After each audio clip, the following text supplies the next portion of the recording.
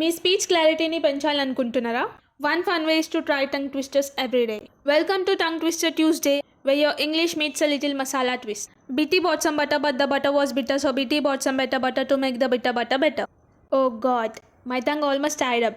But I absolutely love this one. ఇప్పుడు మీకోసం స్లోగా చెప్తా, repeat after me. Betty bought some butter, but the butter was bitter, so Betty bought some better butter to make the bitter butter better.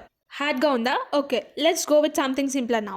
Ice cream you scream you all scream for ice cream, ice cream you scream you all scream for ice cream. ఇంకా చిన్నవి కావాలంటే red lorry yellow lorry, red lorry yellow lorry, red lorry yellow lorry. ఫాస్ట్గా చెప్పాలి అంటే clarity, focus and patience ఉండాలి.